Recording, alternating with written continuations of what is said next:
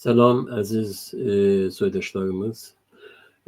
Hər vaxtınız xeyir olsun. Mən Eldar Qaradağlı.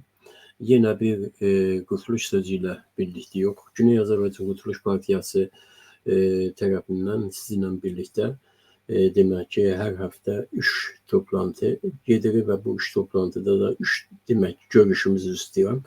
3 görüşümüzdə də biz çalışırıq ki, Güney Azərbaycanımızla bağlı olan ən önəmli demək ki, xəbərləri təhlili əsasında sizinlə birlikdə paylaşaq. Bu günlərdə çox önəmli bir demək ki, xəbəri sizinlə paylaşacağıq. Xəbər əlbəttə deyil, artıq xəbərdən keçdi. Daha indi neçə gündür demək olar ki, bunun üstündən keçir. Ancaq önəmli budur ki, bu rejimin öz demək ki, tərəfindən ifşa olunan və dərhal onun üzərini bastırmağa çalışan bir hadisə üz verdi.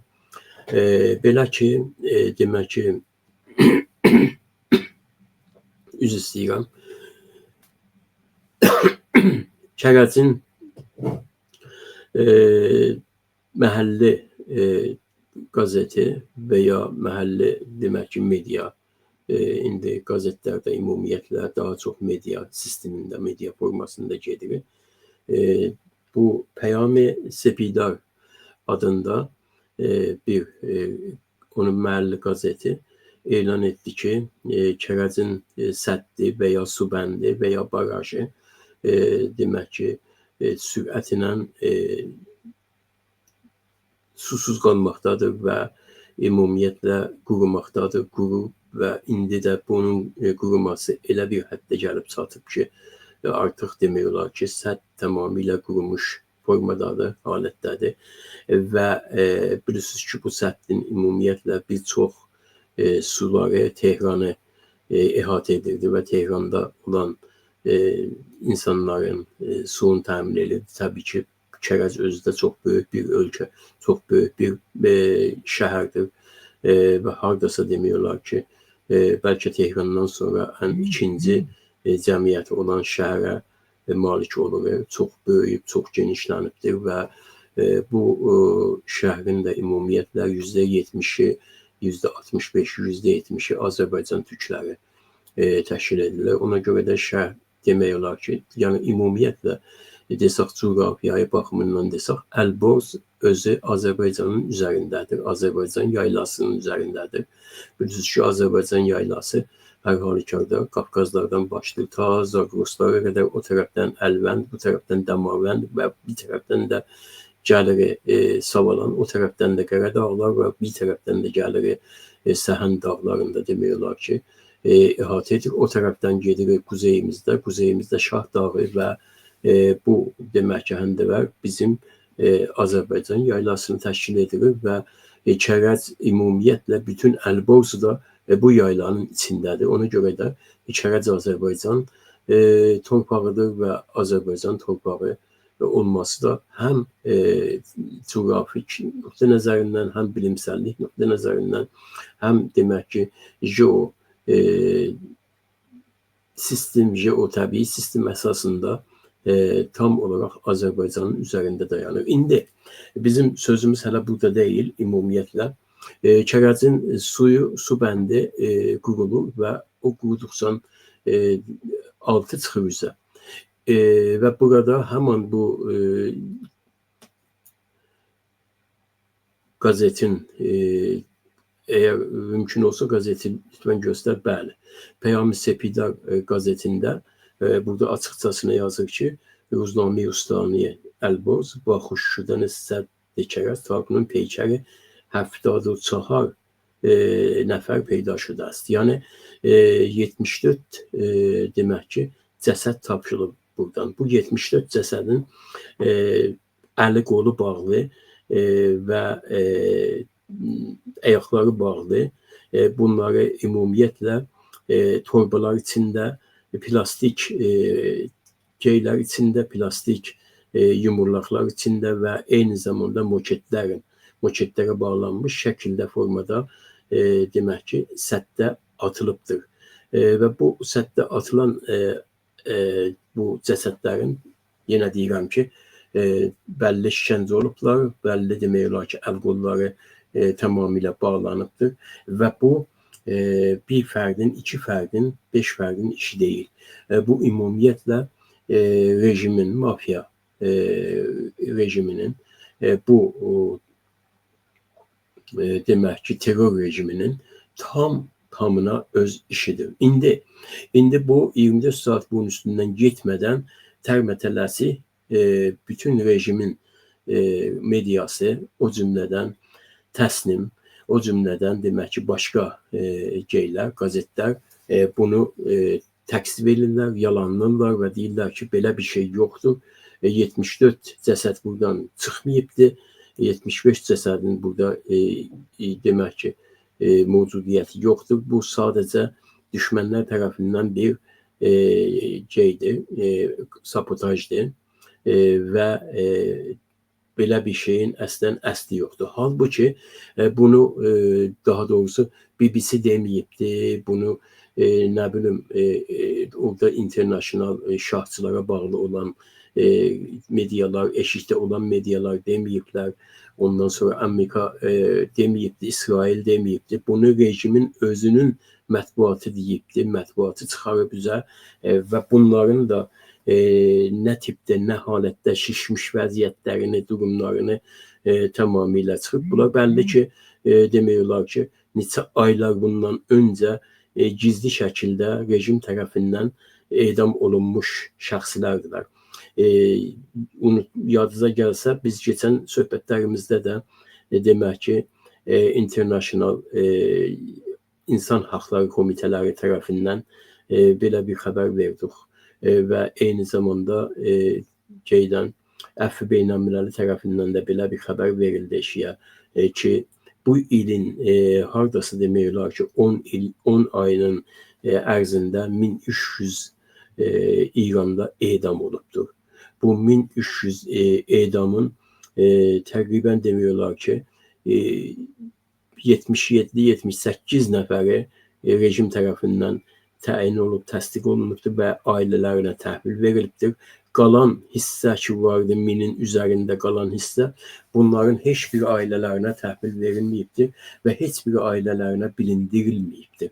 Bunlar kimlərdir? Bunlar həmanlardılar ki, demək ki, bu su bəndlərinin qurulması ilə üzə çıxırlar və bu barajların daha doğrusu indi qurulması bu rejimin cinayətlərini ümumiyyətlə önə çıxarır və bu rejim nə qədər canı, nə qədər öz hakim olduğu xalqlara, millətlərə terror gözü ilə baxır, terrorist gözü ilə baxır. Bunu açıqcasına ortaya qoydular və bu xəbəri biz ümumiyyətlə bu günlərlə hesablasaq, demək ki, başqa bir yerlərdən, başqa bir səthlərdən, indi başqa bir quyular var. O qədər bunlar demək olar ki, bunları gizli şəkildə quyulayıblar, o qədər gizli şəkildə, daha doğrusu o qəbristanda, bu qəbristanda cəmi toplu məzarlıqlara quyulayıblar ki, artıq onlarda yer olmadığına görə gətiriblər, atıblar səthdə və elə düşünürdülər ki, bu səth hər zaman sulu qalacaqdır, hər zaman daha doğrusu bu cəsədlər onun altında olacaqlar, necə deyim, gömülü qalacaqlar. Amma görürsünüz ki, olmur. Yəni su çəkilir və su çəkiləndən sonra bu cani rejimin sistemli olaraq terror mahiyyəti üzə çıxır. Əziz soydaşlarımız, biz hər zaman deyəndə ki, bu rejim cani, bu rejim daha doğrusu sadəcə özünün dedikləri əsasında terror mahiyyətini daşımır. Bəlkə eyni zamanda önə çəkmədiyi mahiyyətdə, çox dərin quyularda, çox dərin qaranlıqlarda xalqı, milləti, xalqları, millətləri, gəncləri belə bir vəziyyətdə gecə ilə dardan asır, gecə ilə edam edir, zindanlarda boğur, ondan sonra gətirirlər tərmətələsi bunu neynirlər, atırlar bu cür quyulara, atırlar bu cür su bəndlərinə. Ki bunlar hardasa demək olar ki 200 metr, 300 metr aşağıya getsinlər və orada qalsınlar, çürüsünlər. Amma təbii ki, demək ki, işin bir tərəfi budur ki, bu rejim eyni zamanda dünya cəmiyyətinə, dünya toplumuna da cavab verməlidir. Bu dünya toplumuna cavab verməsin deyə anında dediyim kimi tələsik bir neçə saatın ərzində gəlir özlərinin verdiyi bu bildiriləri, özlərinin verdiyi, ifşa etdiyi bu cinayətləri örtbasdır etmək üçün indi nə olacaqdır? İndi demək olar ki, bu Kərəcin Sepidar qəzetini bağlayacaqlar, onun sərdabirini tutacaqlar, müəyyən dərəcə demək olar ki, indi neynəyəcəklər, neynəməyəcəklər və nəhayət onun da sonunda elə sərnövişti həmin olacaq ki, bu ölülərin oradan çıxma sərnöviştidir. Yəni bu demək ki, bu rejim ümumiyyətlə bu sistemlə devam edib, bu sistemlə iş başına gəlibdir və bu sistemlə devam edir, bu sistemlə də irəli gedir. Biz Güney Azərbaycan Türk milləti olaraq bu rejimə heç türlü inanmamalıyıq. Bu rejimin bütün amillərinin hamısını bu rejimin çərçivəsində görməliyik. Baxın, nümunəsilə bizim demək olar ki, məzlum Urmuc ölümüz. Məzlum Urmuc ölümüz gözümüzün qabağında qurur, amma heç bir kimsə ora bir kömək əli uzatmır. Amma digər tərəfdən isə Cumhurbaşqanının, yəni prezidentin demək ki, bu su məsələləri ilə bağlı köməkçisi, yardımcısı, müşaviri Əbdüləlizadə açıqcasına gəlir, elan edir ki, demək ki, biz Tehranın su məsələsini həll edədik. Təbii ki, Tehranda bizim milyonlar insanımız yaşamaqdadır, milyonlar Azərbaycan Türkü yaşamaqdadır. Zaten orada insan yaşır. Azərbaycan Türkü oldu, başqa Türkü oldu. Biz insana insan gözü ilə baxırıq. Əlbəttə ki, bir insanı bir 10-15 milyonluq şəhri susuz qoymaq mümkün deyil, olmaz. Amma ona dərhal demək olar ki, çarə tapırlar. Çarə bundan ibarətdir ki, necə ki, İsfahana gətirdilər, Ummandan su çəkdilər 1200 kilometr. Eyni həman suyu da demək olar ki, yine Ummandan başladılar və Tehrana çəkməyə özen göstərdilər. Bunun büdcəsini də ayırdılar. Bunun büdcəsinə də heç etiraz filan Behman da yoxdur. Və burada bu büdcəni təyin edən, bu büdcəni imzalayan kimdir? Bu büdcəni imzalayan millətimizin son zamanlarda demək ki, bastırılmış, yəni rejim tərəfindən buna empoze olunmuş sevgili Cumhurbaşkanı Pezeşkiyan'dır. Pezeşkiyan bir addım Urmuc gölünə addım atmır, bir addım Urmuc gölü ilə bağlı heç bir demək olar ki, imzaya özen göstərmir. Amma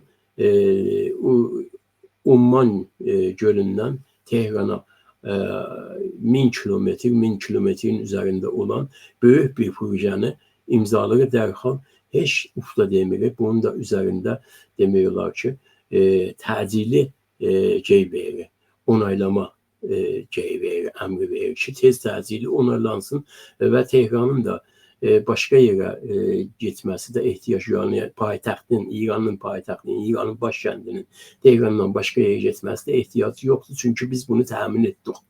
Biz suyunu da təmin etdik. Bundan sonra hər türlü təmin edəcək. Amma Azərbaycana gəlincə, Azərbaycanda 15 milyonun demək ki, bu həndəvərdən köçməsinə, bu həndəvərdən xəstə düşməsinə, saratan və xərçəng tutmasına Ayib Pezeşkiyan göz yumur deyə düşünür.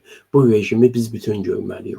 Bu rejimi Kərəc ilə, Kərəc cinayəti ilə, bu rejimi Urmuc cinayəti ilə, bu rejimi bütün Azərbaycan Türk millətinə olan, qeyri-fars millətlərə olan, bəluclara olan cinayəti ilə Ərəblərə olan cinayəti ilə, türkmenli qardaşlarımıza olan cinayəti ilə, Qaşqaylarımıza olan cinayəti ilə, Kürdlərə olan hətta cinayəti ilə görməliyik.